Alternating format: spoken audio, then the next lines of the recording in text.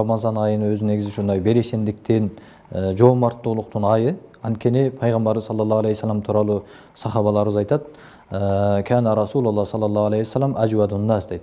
Пайгамбарыбыз саллаллаху алейхи вассалам өзү негизи адамдардын эң берешени болчу эле дейт. Ва кана ажвадуху фи Рамадан. Пайгамбар саллаллаху алейхи вассаламдын берешендүүлүгү Рамазан айында ого бетер көбөйөт эле дейт. Дагы да көбөйтөт эле дейт. Демек пайгамбарыбыз негизи адам баласынын ичиндеги эң берешен жоомарт адам бул пайгамбарыбыз. Жол көрсөткөн эң берешен. Ал эми пайгамбарыбыз ошол Рамазан айындагы берешендүүлүгү bundan дагы көп болот эле дейт, башка айлардан да көп болот эле. Демек бизде Рамазан айы ушул берешендүүлүккө, жоомарттуулукка үндөгөн ай экен деп пайгамбар саллаллаху алейхи вассалам өзүнүн сөздөрүндө дагы, андан сырткары пайгамбарыбыз өзүнүн жашоосунда дагы айтып көрсөтүп кетти.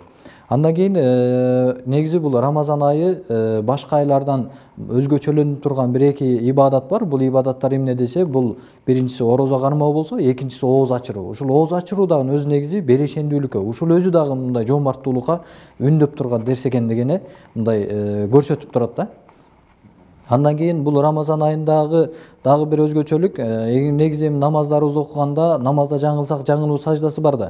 Ошол сыяктуу эле эми Рамазанда дагы биз инсандык кылып, пендечилик кылып кетирген кемчиктери болушу мүмкүн, орозону бузуп алып башка дегендей. Ошолордун баардыгын жоюп, тазалап туручу нерсе бул фитр садака. Фитр садаканы пайгамбарыбыз айтат, фитр садаканы кимдер берет десе, акыл эстүүлөр, мусулмандар, анан колунда бир аз дүнүйөсү барлар. Нафака бергидейден келди. Нафака бергидей дегенде бүгүнгү жегенден сырткарыдагы тамагы кененирээк адамдар фитр садакасын берсин дейт. Ал эми фитр садаканы динибизде пайгамбарыбыз өзүнүн хадисинде 5 түргө бөлүп кетет. 5 түрдөн бергиледи. Эмне үчүн пайгамбарыбыз 5 түргө бөлдү десе, адамдардын ортосундагы тең салмактуулукту кармаш үчүн. Бардыгын эле бирдей эле ундан деп кой, неме курмадан десе, анда кымбат болуп калышы мүмкүн. Бардыгын эле арпадан десе, анда арзан болуп калышы мүмкүн.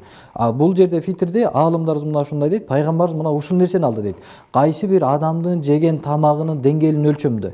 Кээ бир адамдар бар 40 сомго тоет, кээ бир адамдар 600 сомго тоет бир жеген тамагы. Мына ошонун адамдардын өзүнүн деңгээлине жараша берсин деген максатта динибизде фитр садаканы 5 түрдө кылып берет. Ал эми фитр садака 5 түрдүн 5 түрү бул буудайдан берилет. Буудай менен 40 сомдон, ал эми мейизден 640 сом, ундан 56 сом, арпадан 64 сом, ал эми курмадан болсо 512 сомдон берилет. Бул жерде көрсөтүлгөндөй эле 5 түрү 5 башка баа менен айтылып атат. Демек бул жерде адамдардын тең салмактуулугу каралып атат. Ал эми бул фитр садака кандай десе, фитр садака Рамазан айынын акыркы ошол ооз ачылган күнү айт намазга чейин берилүүсү керек. Бунун берилүүсү кандай керек десе, бул динибизде бул важип ибадат. Берүү бул не важип. Эгер бербей калсак бул мойнубузга карыз болот. Ошо ооз ачырууда болсун, же болбосо фитр садакада болсун, бул экөө тең эле ушул динибиздеги башка айлардан башкача болгон бир өзгөчөлүк болуп атат да. Демек Рамазан айында бул биз кылышыбыз керек болгон негизги иштерден мына ушулар.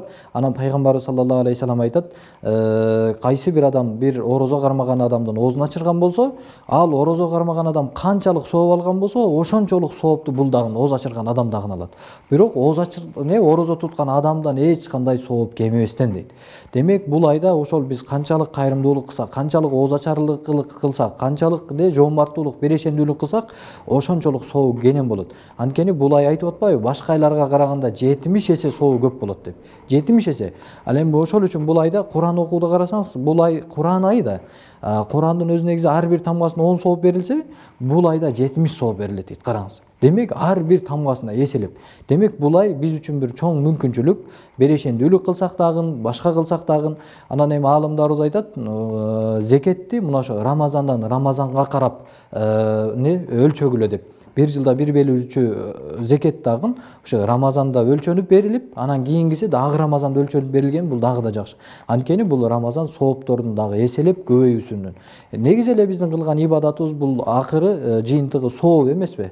Демек бул закеттин дагы соонун көп алуусун кааласак, анда сөзсүз ушу Рамазан айында кылганыбыз эң жакшы болот.